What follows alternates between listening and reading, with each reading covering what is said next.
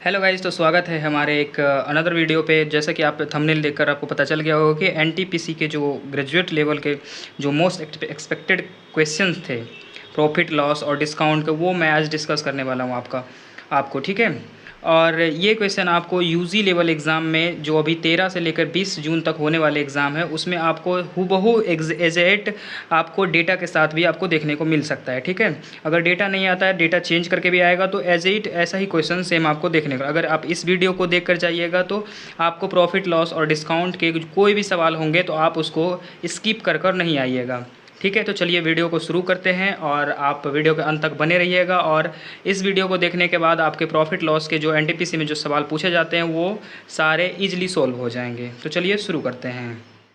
तो ये रहा हमारा पहला क्वेश्चन क्या कर रहा है, एक वस्तु उसके अंकित मूल्य के 2/5 पर बेचने पर अमन को 21% की हानि होती है। यदि उसे अंकित मूल्य के 56% पर बेचता तो उसे लाभ प्रतिशत कितना होता। तो कोई बात नहीं है, यानी 2/5 था, 2/5। इसको बेचने पर अमन को कितना प्रतिशत का हानि होता है, 21%। 21% का हानि मतलब क्या हो गया, 79। अब ये जो हमारा हो गया ये हमारा एमपी हो गया, यानी मार्कअप प्राइस। और ये जो हमारा हो गया ये हमारा क्या हो गया, सेलिंग प्राइस। तो 2 बराबर कितने थे, 79। 2 बराबर कितने थे, 79। अब ये मार्कअप प्राइस पर हमको 56% पर बेच रहा है अंकित मूल्य पर, यानी 5 का 56% अगर निकाला जाए तो ये हमारा कितना होगा, 2.8। कितना होगा, 2.8। यानी अब जो हमारा हो गया वो 2.8 हो गया। इसी पे हमको निकालना है। तो पहले 2 था, अब हो गया 2.8। तो कितना गुना बढ़ा, तो 1.4 बढ़ा। तो 1.4 अगर इधर बढ़ा तो हमको इधर भी 1.4 से गुना करना पड़ेगा। जब आप इसको गुना कीजिएगा तो आखिरी में क्या आ रहा है, 9 चौक 36 और 79 एकम 79 आ रहा है। तो ये हमारा गुना करने के बाद जो आएंगे तो वो 110.6 आ जाएंगे। अब टोटल हम मानते हैं 100 आया है, 110.6, तो हमारा कितना आ जाएगा आंसर, 10.6, जो हमारा ऑप्शन सी में दिख रहा है। तो हमारा राइट आंसर हो जाएगा ऑप्शन सी। अगला क्वेश्चन हमारा है, सेम उसी टाइप पे क्वेश्चन है। ये आपको हम होमवर्क दे देते हैं, आप इसको सॉल्व करके आप कमेंट सेक्शन में आप अपना आंसर पिन कर दीजिएगा, ठीक है। चलिए अगला क्वेश्चन हम चलते हैं। अगला क्वेश्चन में बोला जा रहा है कि 35%, एक सेल के दौरान 35% माल को 22% के लाभ पर बेचा जाता है और शेष माल को 40%, शेष का 40% माल को 37 के लाभ पर बेचा जाता है। उसके बाद शेष माल को 38% की हानि पर बेचा जाता है। यदि समग्र लाभ x% है तो x का वैल्यू निकालना है हमको।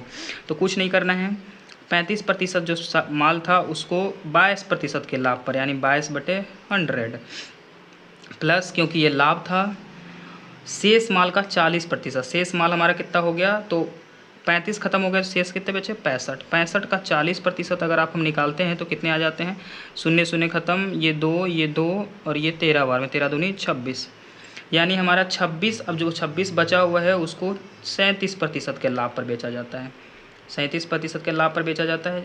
अब माइनस, क्योंकि यहाँ पे क्या दिया हुआ है, हानि दिया हुआ है।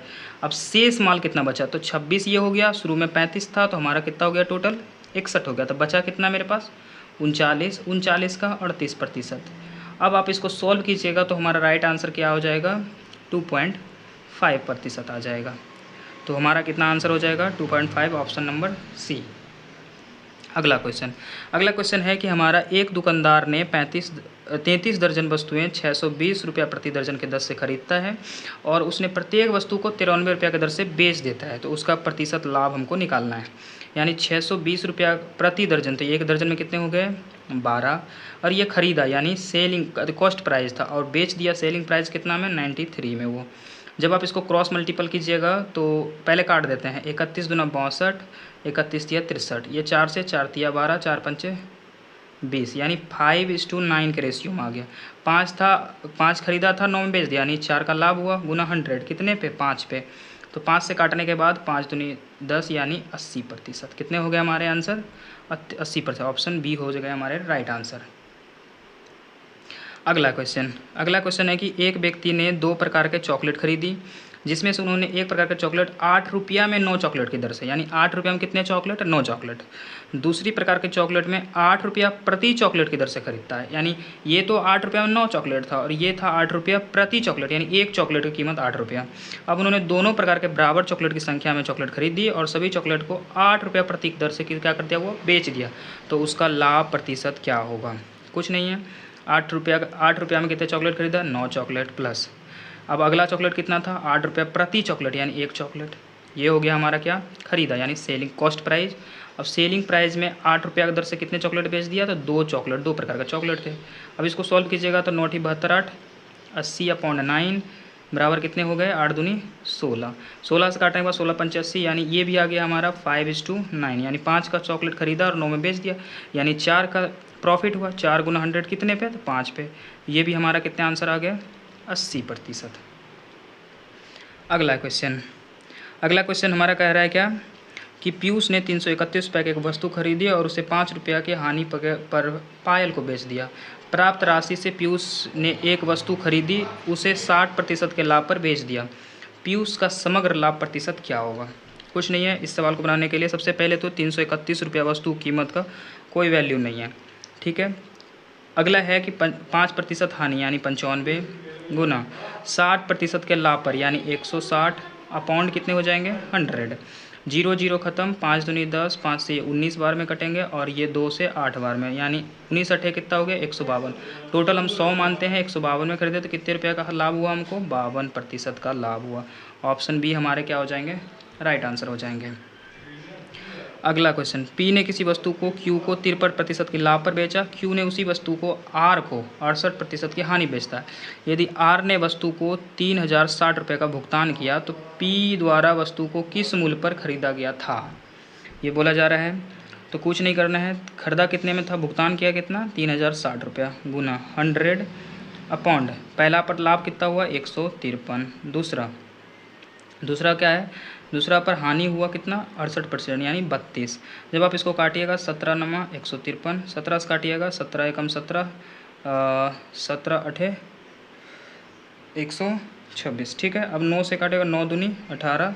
अब 2 से काटने के बाद ये 16 बार में, 4 चौक 16, ये 25 बार में, और 4 से काटिएगा तो ये 25 बार में, ठीक है। और ये तो शून्य एक बच गया था ना, 25 25 625 और एक शून्य, तो ये हो गए हमारे राइट आंसर 6250 रुपये, ऑप्शन ए। अगला क्वेश्चन था, एक विक्रेता ने 220 रुपया में 40 संतरे खरीदे और उन्हें 98 रुपये प्रति दर्जन की दर से बेच दिया। उसका लाभ या हानि प्रतिशत ज्ञात कीजिए। तो कुछ नहीं है, 220 रुपया में कितने संतरे खरीदे? 40 संतरे खरीदे। अगला है ये कॉस्ट प्राइस हो गया और सेलिंग प्राइस हमारा क्या हो गया? 98 रुपया प्रति दर्जन, यानी एक दर्जन में कितने? 12। अब इसको आप काट दीजिए, ये कटेंगे 10 बार में और ये 3 बार में, इसको काटिएगा तो ये कटेंगे 49 बार में और ये कट गए 11 बार में, यानी 33 अनुपात कितने आ गया? 49। अब खरीदा था 33 में, बेचा 49 में, कितना रुपये का प्रॉफिट हुआ? 16 रुपये का। 16 गुना 100 कितने पे? तो 33 पे। जब आप इसको सोल्व कीजिएगा तो 48.48% आ जाएगा। तो हमारा क्या हुआ था? प्रॉफिट हुआ था ना, तो प्रॉफिट कौन सा है? ऑप्शन ए हमारा राइट आंसर हो जाएगा, ठीक है।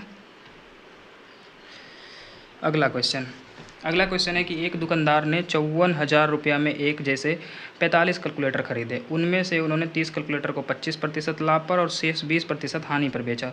तो समग्र लाभ या हानि प्रतिशत क्या होगा, यही ना बोलना है। तो कुछ नहीं है, इसको आप भूल जाइए अभी। तो 30 कैलकुलेटर को कितने प्रतिशत लाभ पर? 25% के लाभ पर, ठीक है। 30 हो गया तो शेष कितना बचा? टोटल 45 था तो 15 पर वो हानि कितना? 20% की हानि पर। इसको काट सकते हैं, 15 दूनी 30, 15 एकम 15। अब इसको आप गुना कीजिएगा तो ये हो गए 50 और ये हो गए -20। अब बताइए कि कितने बचे? +30 बचे। कितने पर बचे? तो 2 1 3 पे। जब इसको आप काटिएगा तो कितने प्रतिशत आ जाएंगे? 10% प्रॉफिट। ऑप्शन बी आपका राइट आंसर हो जाएगा। अगला क्वेश्चन ये बहुत आसान क्वेश्चन है, ये बहुत सारे एग्जामों में पूछा जाता है और स्टूडेंट इसको इजीली बना भी पाते हैं। कोई नहीं, इसको हम भी बता देते हैं।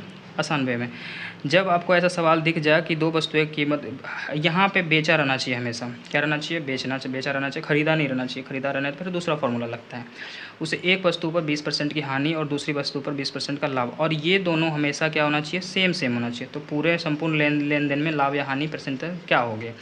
तो इसको बनाने के लिए सबसे पहले क्या करना पड़ेगा, इसका फार्मूला होता है x² अपॉन 100।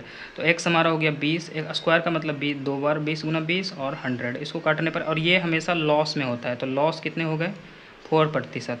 तो हमारा एक ही ऑप्शन है 4%, तो कोई बात नहीं है, हमारा ऑप्शन 1 हमारा क्या हो जाएगा, राइट आंसर हो जाएगा। अगला क्वेश्चन है कि 48 वस्तुओं का क्रय मूल्य 36 वस्तुओं के विक्रय मूल्य के बराबर है, तो लाभ प्रतिशत क्या होगा। तो देखो CP 48 CP बराबर कितने हो गए 36 SP। अब ये जो होता है ये अपोजिट हो जाता है, क्योंकि ये जब बटे में जाएगा तो ये अपोजिट हो जाएगा।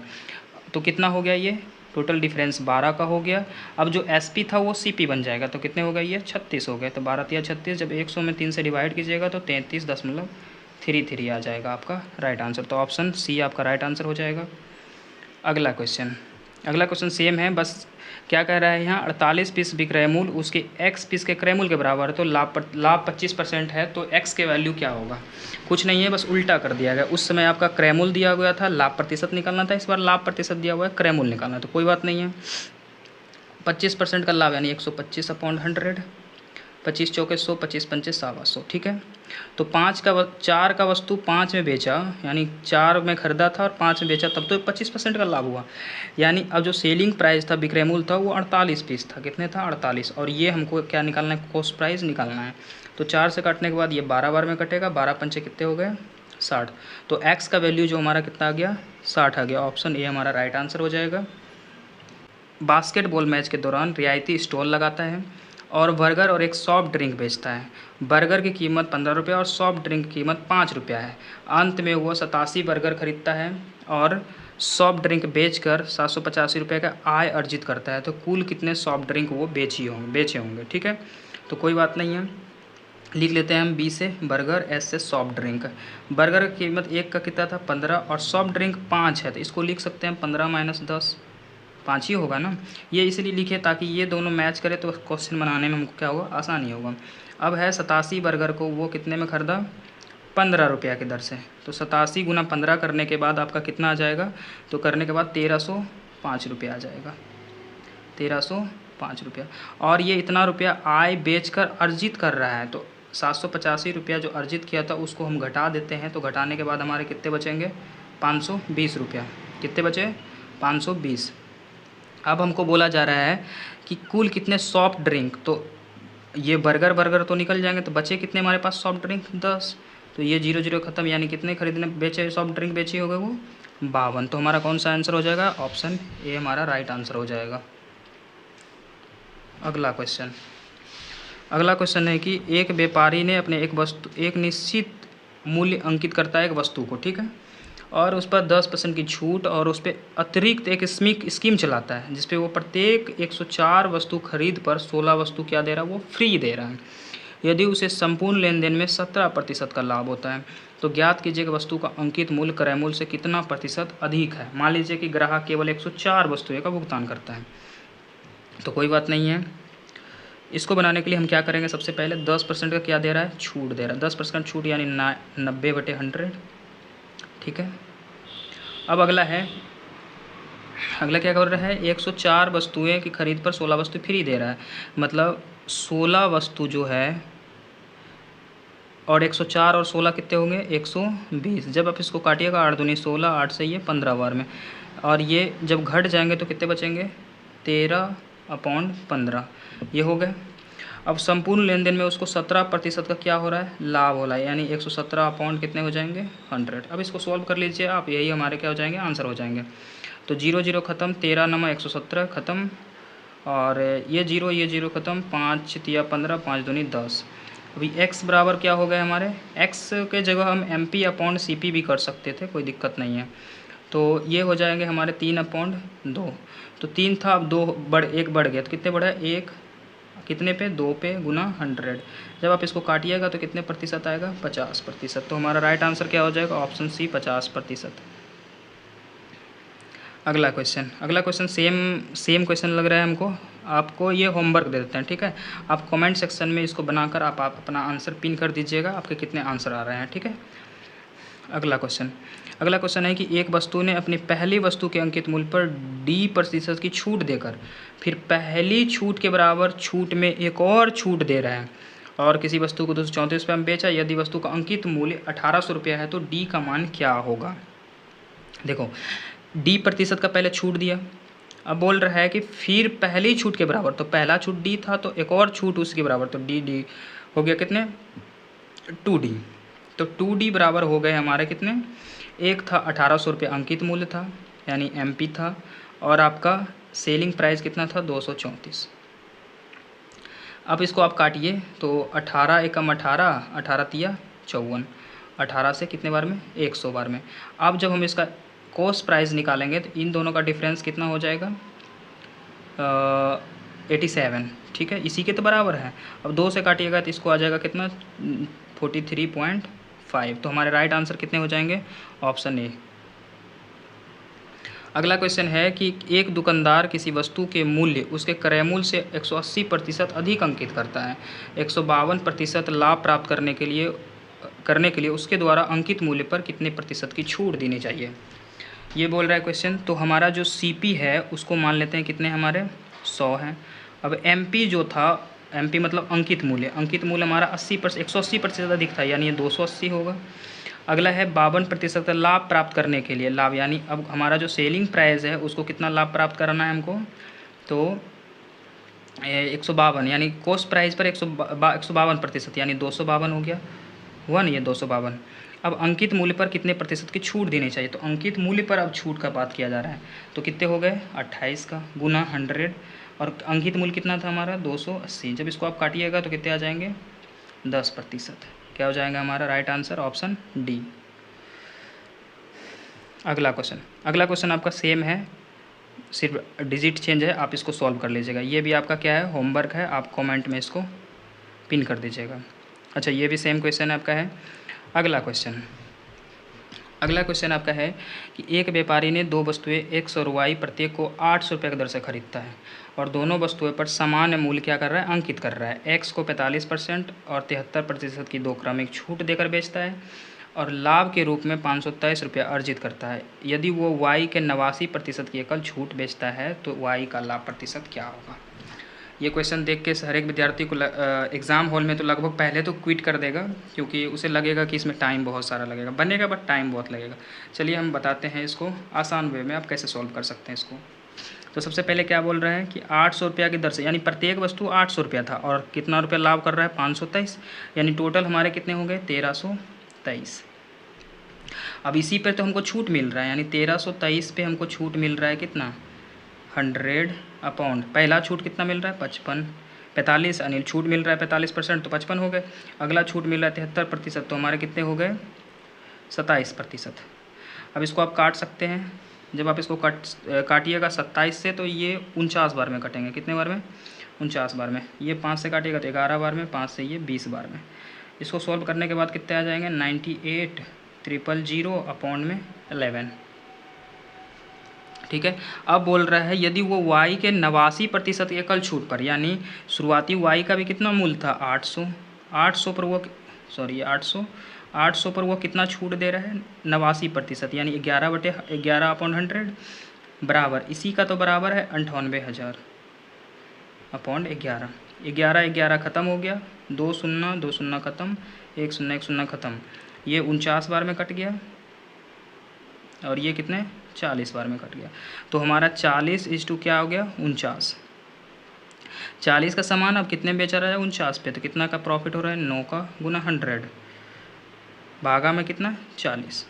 अब इसको आप काट दीजिए, 2 दूनी 4, 2 से काटने के बाद ये कितने बार में कटेंगे 2 दूनी 4 और ये कटेंगे 2 पंचे 10, यानी 45/2, यानी 45/2 कितने हो गए 22.5। तो हमारे ऑप्शन क्या हो जाएंगे, ऑप्शन डी। अगला क्वेश्चन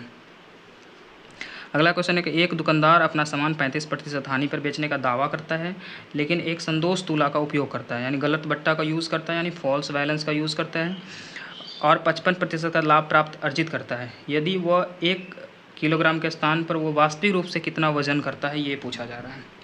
तो कोई बात नहीं है, यानी मान लो कि x था बट्टा, अब x भी नहीं मान सकते हैं, चलो ठीक है दूसरा कुछ।